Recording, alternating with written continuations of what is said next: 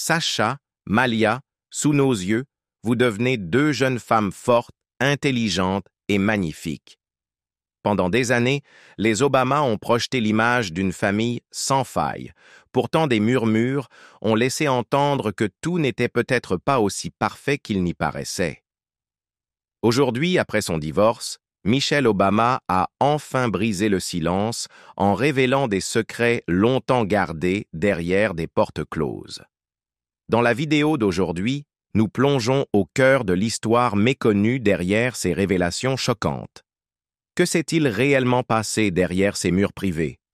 Restez avec nous pendant que nous décortiquons les différentes couches pour découvrir la vérité. Le partenariat parfait. Peu d'histoires d'amour de l'époque moderne ont captivé les cœurs comme celle de Barack et Michelle Obama. Leur parcours a débuté à l'été 1989, au prestigieux cabinet d'avocats Sidley Austin, où le destin a réuni deux personnes talentueuses et déterminées. Michelle Robinson, une jeune avocate ambitieuse, fut chargée de mentorat pour un stagiaire d'été prometteur, Barack Obama, un homme né à Hawaï et élevé avec une perspective globale. Dès leur première rencontre, une étincelle indéniable laissait présager une connexion destinée à se renforcer. Au sein de Sidley Austin, Michelle faisait déjà sensation grâce à son intelligence, sa détermination et son exigence d'excellence. Lorsque Barack rejoignit l'équipe en tant que stagiaire d'été, son parcours unique et ses réalisations impressionnantes à Harvard, où il devint le premier président noir de la Harvard Law Review, le distinguaient nettement. Au départ, Michelle le considérait simplement comme un collègue brillant et compétent. Cependant, au fil de leur collaboration, le charme naturel de Barack, sa sincérité et sa passion pour le changement ont commencé à la séduire. Leur première conversation, riche et bien au-delà des questions juridiques, révélèrent rapidement qu'ils partageaient bien plus que des ambitions professionnelles. Il ne fallut pas longtemps pour que leur lien professionnel se transforme en une relation personnelle. Leur premier rendez-vous officiel fut un après-midi inoubliable à l'Art Institute of Chicago. La simplicité de cette journée, se promener dans les galeries et partager un cornet de glace au chocolat, laissa une empreinte durable sur eux deux. Plus tard, Barack se remémora ce moment avec tendresse en déclarant « Lors de notre premier rendez-vous, je lui ai offert la meilleure glace que Baskin-Robbins avait à proposer, notre table servant de trottoir. Je l'ai embrassée et ça avait le goût du chocolat. » Ce souvenir sincère capture la connexion naturelle qui s'est rapidement transformée en un lien profond et significatif, fondé sur le respect mutuel et une vision commune de l'avenir. Après une période d'engagement croissant et d'expérience partagée, Barack et Michelle décidèrent de franchir une étape supplémentaire dans leur relation. En juillet 1991, après des moments empreints de rire, de soutien et de rêves partagés, Barack demanda Michelle en mariage dans l'un de leurs restaurants favoris à Chicago. La demande, sincère et authentique, reçut pour réponse un enthousiaste « oui ». Le 3 octobre 1992, le couple échangea ses vœux à la Trinity United Church of Christ de Chicago lors d'une cérémonie emplie de joie, de chaleur et de la promesse d'une vie commune. Entourés de leur famille et de leurs amis, leur mariage unit non seulement deux personnes, mais également deux familles, posant les bases d'un partenariat qui allait inspirer des millions de personnes à travers le monde. Dès qu'ils unissent leurs forces, Barack et Michelle forment une équipe redoutable. Leur relation repose sur le respect mutuel, des valeurs partagées et un engagement envers les rêves de chacun. Tandis que la carrière de Barack le menait de son poste de sénateur de l'Illinois à celui de sénateur américain, puis à la présidence en tant que 44e président des États-Unis, Michelle restait inébranlable à ses côtés. Leur partenariat est caractérisé par un soutien indéfectible et la conviction que travailler ensemble peut réellement transformer le monde. Barack a souvent exprimé son admiration pour la force et l'intégrité de Michelle. En évoquant leurs années communes, il a déclaré « Pendant ces 25 dernières années, tu as été non seulement ma femme et la mère de mes enfants, mais aussi ma meilleure amie.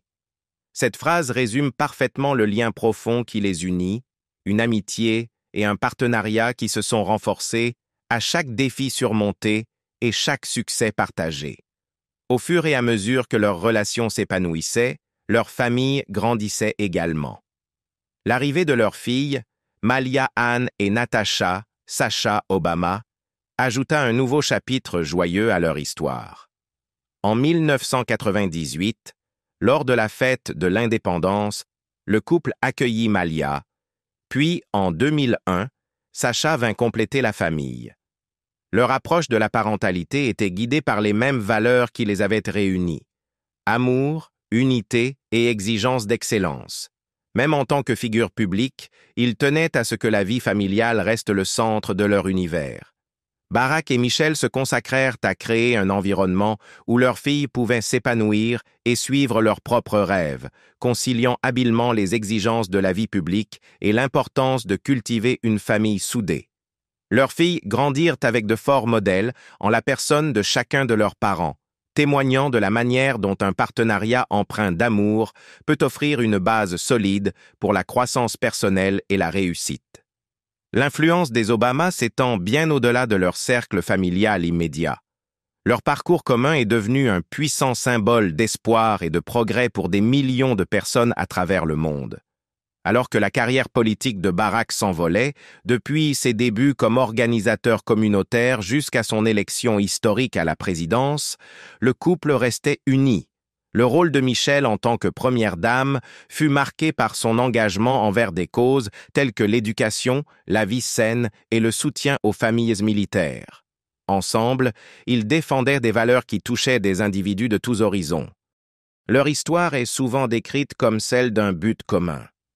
Barack et Michelle croyaient fermement que leur succès individuel était intimement lié à la réussite de leur nation. Dans divers entretiens, Barack a expliqué comment le soutien constant et les conseils avisés de Michelle l'avaient aidé à rester ancré durant les moments les plus difficiles de sa carrière. Il a ainsi déclaré: « La qualité que j'aime le plus chez elle, c'est qu'elle est honnête et authentique. On sent tout de suite que l'on peut lui faire confiance. » Ces mots témoignent de l'admiration profonde qu'il lui porte et de la confiance qui constitue la pierre angulaire de leur partenariat. La réalité imparfaite dans le mariage Obama. Malgré l'image publique d'unité, de force et de grâce que Barack et Michelle Obama ont longtemps affichée, leur mariage n'a pas échappé à des luttes profondes et à des périodes douloureuses. Derrière les sourires emblématiques et les apparitions inspirantes se cache une relation qui, par moments, a été marquée par la frustration, le déséquilibre et la souffrance émotionnelle, un contraste frappant avec la perfection que beaucoup imaginent. Barack Obama a un jour déclaré lors de CBS Mornings: « Ça aide vraiment d'être hors de la Maison-Blanche », un commentaire qui souligne la pression incessante et le regard critique qui ont marqué une grande partie de leurs années au service public. Pour Barack, comme pour Michelle, les années passées au cœur de la vie politique américaine ont été jalonnées de défis qui ont mis à l'épreuve les fondements mêmes de leur relation. L'intensité de la vie sous les projecteurs a amplifié les tensions inévitables de tout partenariat à long terme, révélant que même les unions les plus célébrées peuvent abriter des douleurs cachées. Michelle Obama a décrit avec franchise une période de leur mariage qu'elle trouvait presque insupportable. « Les gens pensent que je suis mesquine en disant cela.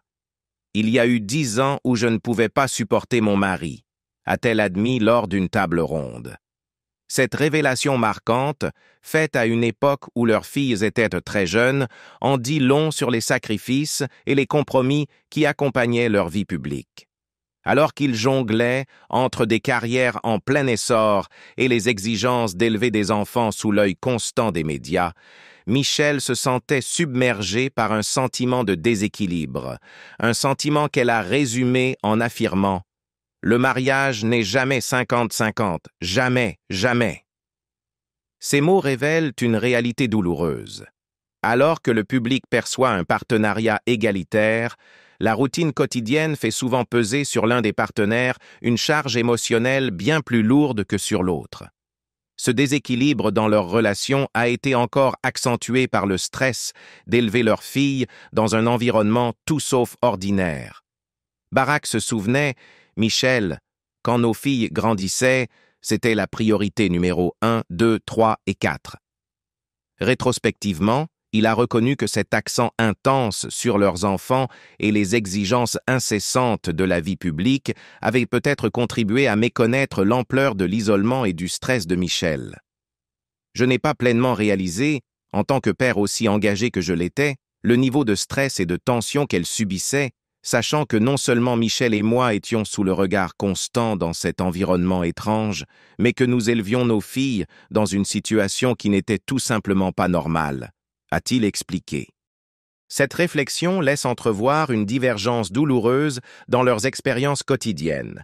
Alors qu'il était occupé à façonner des politiques et à diriger une nation, Michel luttait contre les réalités de la parentalité passée au crible.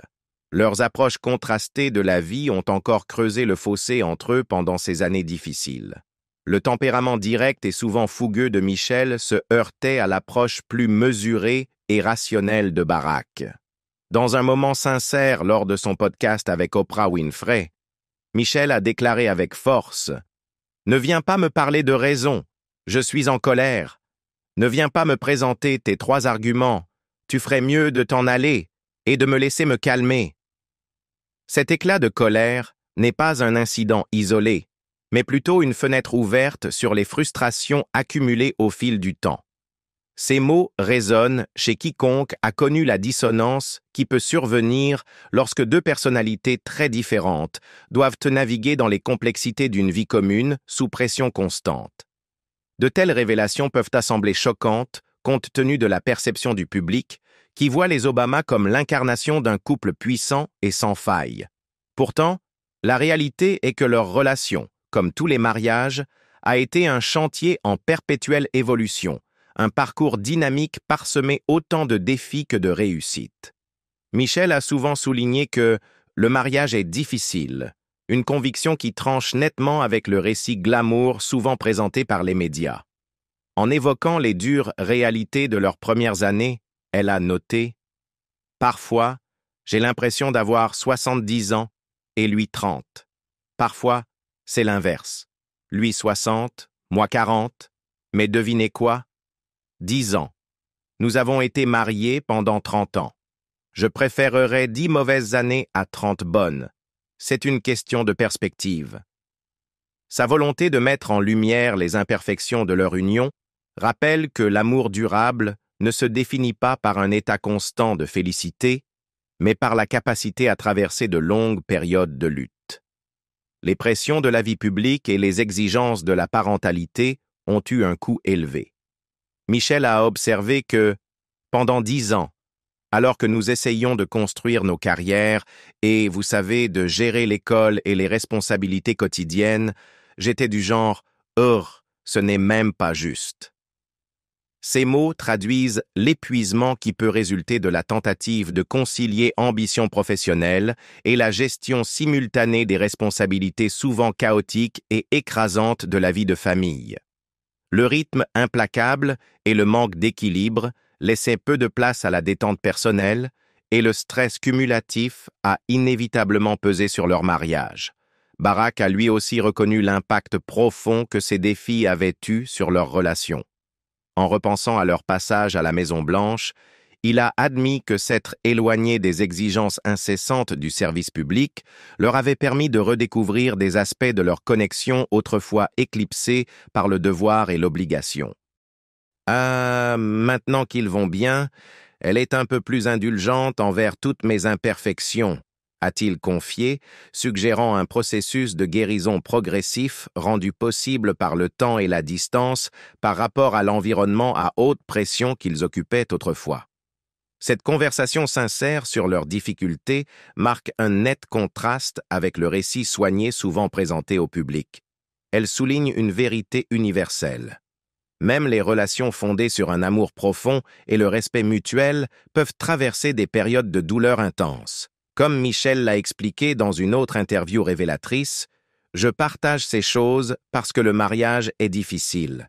Sa volonté de confronter ces vérités difficiles est à la fois un acte de vulnérabilité et un témoignage de la résilience nécessaire pour maintenir une relation à long terme. Les aspects tragiques de leur mariage ne résultent pas uniquement des pressions extérieures, ils découlent également des défis inhérents à la nature des relations humaines.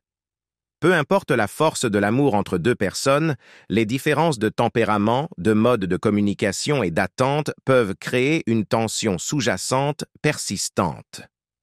Dans une société qui idéalise souvent le mariage comme une union idyllique, les révélations des Obama nous rappellent que la réalité est bien plus complexe. Nous enjolivons le mariage, a observé Michelle, déplorant la tendance de la société à se focaliser sur les apparences superficielles de l'amour, telles que la demande en mariage, la lune de miel ou le mariage parfait en images, tout en occultant le travail pénible et souvent douloureux qui se cache derrière. Ces mots soulignent une leçon importante. S'engager à construire une vie avec une autre personne est un processus continu qui demande un effort constant, des compromis et le courage d'affronter des vérités inconfortables. Il nous incombe, à ceux qui ont connu des mariages réussis, d'être vraiment honnêtes sur le fait que s'engager avec quelqu'un signifie faire des compromis, et les compromis ne sont pas toujours amusants, a-t-elle déclaré. Cette confession franche résonne chez quiconque a déjà peiné à équilibrer ses désirs personnels avec les exigences d'une vie partagée. Démêler les rumeurs de divorce. Au cours des derniers mois, des rumeurs et des gros titres annonçant une éventuelle séparation entre Barack et Michelle Obama ont attiré l'attention du public. Malgré leur partenariat de plusieurs décennies et un héritage bâti sur l'unité et le soutien mutuel, des rumeurs de divorce ont émergé, alimentées par une couverture médiatique sélective et des spéculations en ligne. Pour alimenter ces spéculations, plusieurs rapports récents ont souligné des situations où Barack Obama a été aperçu sans Michelle. Par exemple, il a été vu en train de dîner avec ses filles dans un restaurant à Sherman Oaks, puis il a assisté à un match de la NBA au Intuit Dome, où il était placé en évidence sur le Jumbotron.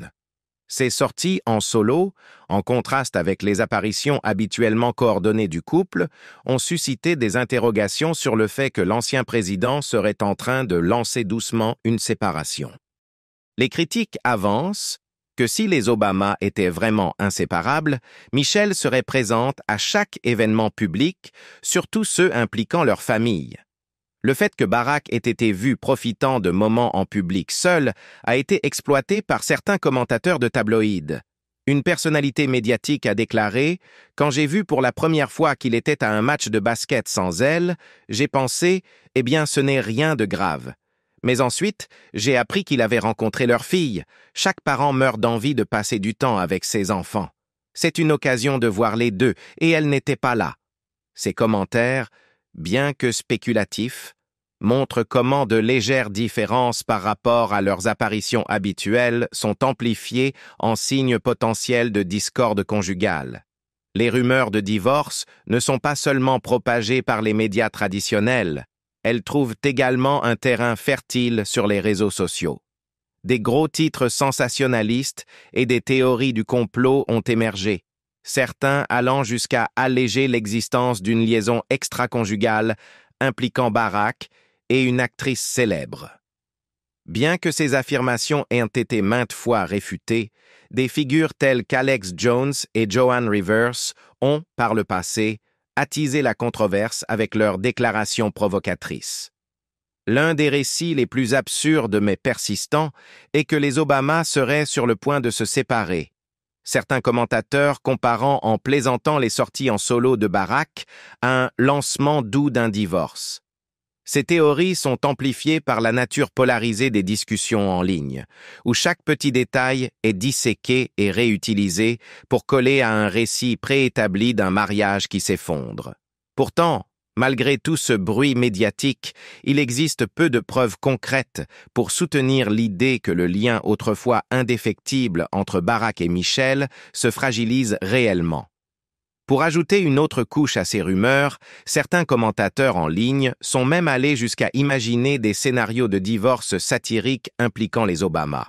Un article humoristique a comparé une séparation hypothétique à un divorce selon la loi de Floride en discutant de la manière dont des biens tels que la Maison Blanche, l'Air Force One et même les animaux de compagnie chéris du couple pourraient être partagés.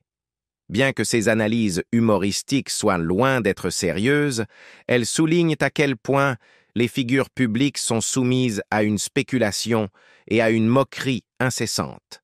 Malgré la légèreté de ces pièces satiriques, le ton sous-jacent révèle une fascination culturelle plus large pour l'idée d'un divorce très médiatisé. Le fait que les Obama, symboles d'unité et de progrès, ne soient pas à l'abri de ce type de scrutin montre bien la tendance de la société à disséquer et à sensationnaliser la vie privée des personnalités publiques. Cela rappelle que même les figures les plus respectées peuvent devenir l'objet de théories extravagantes et d'accusations infondées. Des analystes médiatiques se sont penchés sur ces rumeurs persistantes de divorce, certains suggérant que les apparitions publiques calculées des Obama seraient une tentative délibérée de lancer doucement leur statut marital. Un commentateur a d'ailleurs noté « Si c'était le contraire et que toutes ces rumeurs circulaient, ne ferait-il pas un effort concerté pour être vus ensemble ou publierait-il une déclaration affirmant qu'il n'y a aucune vérité dans ces rumeurs ?» Ces observations indiquent que tant le public que les médias essaient de décrypter chaque geste de l'ancien premier couple. La spéculation a atteint son paroxysme lorsque des rapports ont évoqué les sorties en solo de Barack Obama, comme son apparition à un match de la NBA ou sa présence à des funérailles d'État, présentée comme la preuve d'une distance émotionnelle grandissante entre lui et Michelle. Cependant, des personnes proches des Obama ont réaffirmé que ces situations reflètent davantage des conflits d'agenda individuels et le cours normal d'un long mariage, plutôt que des signes définitifs de séparation. Pour contrer ces spéculations négatives, les Obama ont constamment démontré leur unité à travers des gestes publics coordonnés. Un exemple notable fut leur publication sur les réseaux sociaux à l'occasion de la Saint-Valentin. Barack Obama a partagé un message sur Instagram déclarant « 32 ans ensemble et tu continues de me couper le souffle. Joyeuse Saint-Valentin, @Michelle Obama ». De son côté, Michelle a répondu avec son propre hommage. « S'il y a une personne sur qui je peux toujours compter, c'est toi. Barack Obama. Tu es mon rock. Tu l'as toujours été. Tu le seras toujours. Joyeuse Saint-Valentin, chérie. » Ces messages synchronisés servent de réaffirmation publique de leur engagement. Bien que certains critiques aient qualifié ces publications de ridiculement chorégraphiées et peu sincères, elles offrent néanmoins une contre-narrative face aux rumeurs de divorce. Dans un paysage médiatique où la vie privée est souvent exploitée pour créer des titres accrocheurs, de telles démonstrations coordonnées d'affection offrent un moment de clarté, rappelant au public le lien profond qui a défini leur relation depuis plus de 3 décennies. Le récent post Instagram de Michelle Obama a ravivé les discussions sur leur mariage au milieu des rumeurs de divorce. Malgré quelques sorties en solo et les spéculations médiatiques, les gestes publics synchronisés des Obama et leurs réflexions honnêtes sur l'équilibre entre vie publique et défis personnels nous rappellent que leur lien reste solide. Alors, qu'en pensez-vous? Ces rumeurs ne sont-elles qu'un simple bruit médiatique ou y a-t-il vraiment quelque chose de plus? Partagez vos impressions dans les commentaires ci-dessous. Et si vous avez apprécié cette vidéo, n'oubliez pas de liker, de la partager avec vos amis et de vous abonner pour plus de mises à jour.